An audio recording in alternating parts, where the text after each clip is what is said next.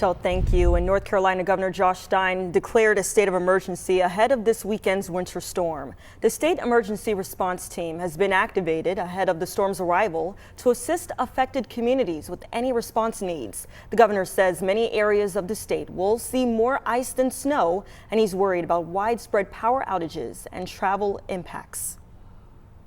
We recommend everyone keep their devices charged, have a flashlight and battery-operated radio on hand, and think about what you may need to stay warm and fed if you lose power. Precipitation and freezing temperatures may also make a mess of our roads, even with the 300,000 gallons of brine that NCDOT has already put down. Thawing and refreezing leads to black ice, so everyone needs to be careful on the roads for not only during the storm, but for a few days after the storm hits. And with us under a state of emergency, which means the price gouging law has now been activated. Attorney General Jeff Jackson says during severe weather, prices could go up for items like our food, water, gasoline, medical supplies, or even hotel rooms. But he says businesses can't unreasonably raise prices. They should disclose any increases to customers before they buy. Now, people in North Carolina can report price gouging to the Department of Justice by calling 1-877-NO-SCAM or visiting the DOJ website.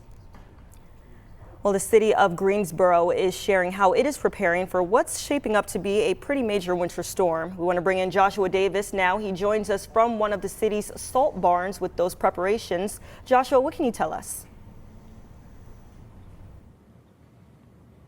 Kara, good afternoon. The city's deputy director of transportation says they're absolutely ready for whatever this storm may throw at them. They're already busy pre-treating roadways to get ahead.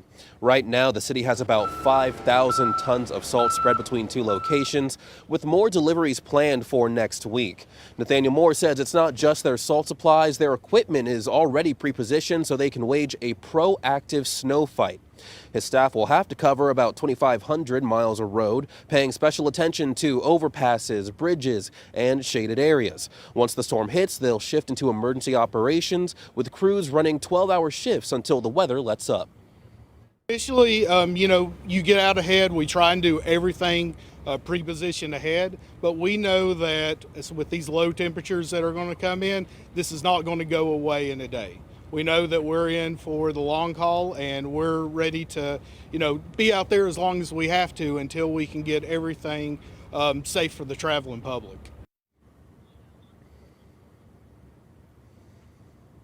And Moore is urging folks to be patient as his crews respond to road conditions. And if you don't need to be outside, stay home. In Greensboro, I'm Joshua Davis for WXII 12 News. Joshua, thank you. Also happening today, leaders in Rockingham County will talk about how they are preparing for the upcoming winter weather. You can watch a live stream of that at 1 o'clock on WXAI12.com, as well as our YouTube channel. The city of Winston-Salem is continuing preparations today for the coming winter storm. Street crews have been spreading brine on the roads and will continue to do so until the end of the week. And once the storm hits, they will move into inclement weather mode, working in 12-hour shifts. Duke Energy is telling customers to prepare for extended power outages as the winter storm approaches the Carolinas. The utility says a 1/4 inch of ice can bring down trees and branches onto power lines, and a 1/2 inch or more of ice can weigh down the lines themselves. Duke Energy says tree and vegetation crews are trimming ahead of the storm to reduce the risk for power outages. That winter precipitation can be an input and can cause significant power outages. And so we have to be aware of that. And I encourage everybody to make their plans now for the potential of multi-day power outages. Duke Energy says it has more than 18,000 workers on standby to respond as soon as conditions are safe, including crews from Florida, Indiana, Kentucky, and Idaho. The company is encouraging customers to download its app where you can track any outages in your area and report them as soon as possible. You can also report outages by texting OUT to 57801 or calling 800-POWER-ON. And as this winter weather moves in, drivers across the area could be facing some of the most dangerous conditions of the season. Even a light glaze of ice can turn roads into very slippery surfaces. So AAA says when roads are icy, the safest option is to stay off the roads altogether. But if you have to drive, preparation and patience can make a big difference. Experts say extra speed is one of the biggest factors in these winter crashes. On ice, it can take several times longer to stop than it does on dry pavement. The main thing you want to do is not slam on the brakes. More importantly, make sure you're driving slow. A lot of times you can avoid these skids if in fact you are driving slowly. Give yourself extra following distance from the car in front of you. We say an extra 5 to 6 seconds depending on weather conditions. AAA recommends steering gently and braking gradually to maintain your control. Now, the bottom line, slow down, give yourself extra time, and if you don't need to be on the roads, stay home. Preparing for our animals for this winter weather is just as important as preparing for ourselves. Dogs and cats are not used to these freezing temperatures. A vet with the First Sight Humane Society says you can consider using booties or wiping off their paws to keep them from getting chapped. De-icing agents may taste good to the animals, but they are highly toxic, so avoid using those or letting your pets off the leash near them. Sweaters are great, but you gotta watch their paws too, right? So they do better than us, right? Like they are animals, and we have, they have fur, so they do better than us. But like I said, a lot of the animals here are not used to it, right? So it's just best practice is if they're your pets, keep them inside. If you're letting them out to go, monitor them closely, keep them on a leash, and bring them back in. The Humane Society says they are also looking for some foster families to take in animals this weekend to keep them warm and out of the shelter.